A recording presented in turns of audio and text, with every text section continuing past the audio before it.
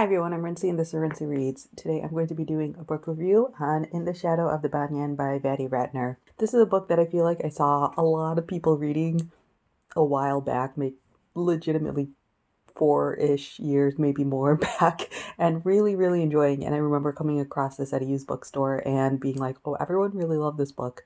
I should pick it up. Picked it up.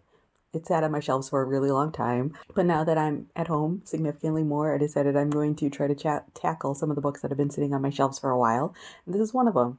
And I'm glad that I did because this is a really great book. So this is a historical fiction book set in Cambodia during the 1970s, during the Khmer Rouge, I believe is how you say it, uprising or like the civil war that happened in Cambodia during that time period. You are following this little girl named Rami, who at the beginning of the story is around 7 years old. She is part of the royal family that is in Cambodia, and her father returns home basically telling their family that there is a civil war erupting in Cambodia's capital where they're located, so they have to basically grab their things and run. So this group of rebels or revolutionaries or however you want to describe them are Marxist in their ideals, and so they don't believe in things like arts and sort of these class divisions. They're basically going through and trying to force everyone to be basically exactly the same or on the same level, etc., even though that's not really what's happening. And so Rami and her family have to run away to a small village area and hide their identity from other people around them, because if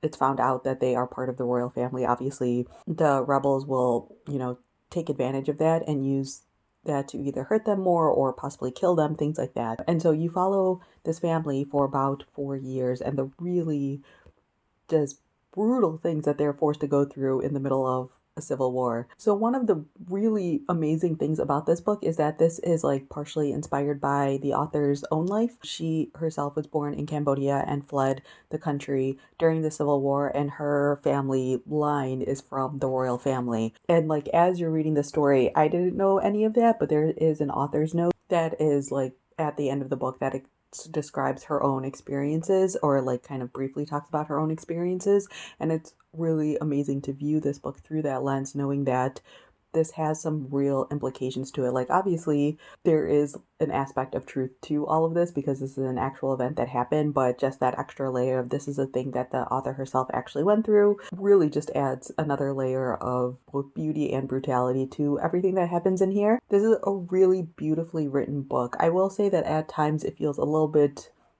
overwritten potentially, but in general, I really fell in love with this story and this family and Rami as a character.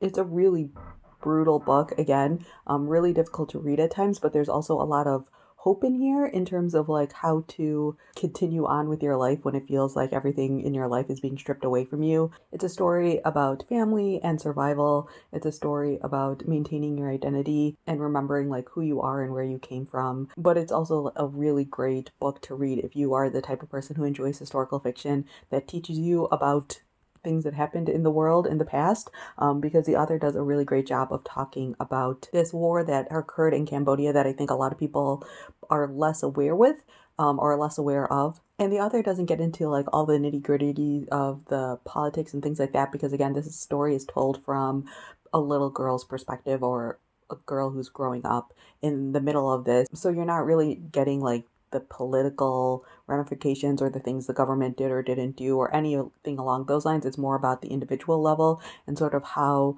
these things impacted a significant portion of the population during this time period.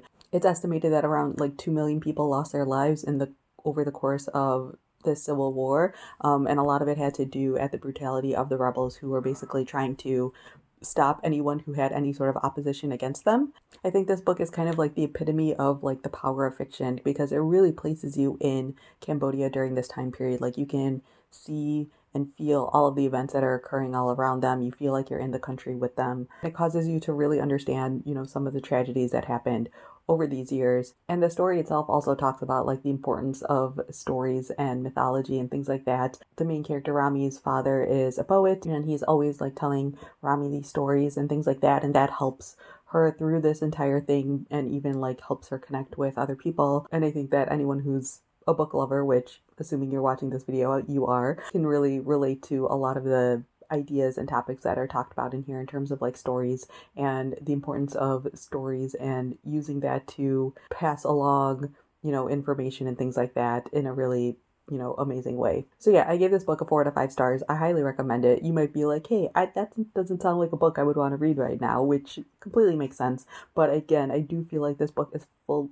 of so much more hope and stories of like resilience and stuff like that. So even though there are parts of it that are really difficult to read, there are parts of it that I found just really, really hopeful and was really encouraging, in the midst of our world feeling very dark. So yeah, those are my quick thoughts on In the Shadow of the Banyan. Feel free to leave me a comment down below if you've read this book with your thoughts on it. Like I said, I feel like a lot of people were reading it a couple of years ago and really enjoyed it. Or if you have any questions or anything like that, feel free to leave that down in the comment section below. So yeah, that's all I have for now, and thanks for watching.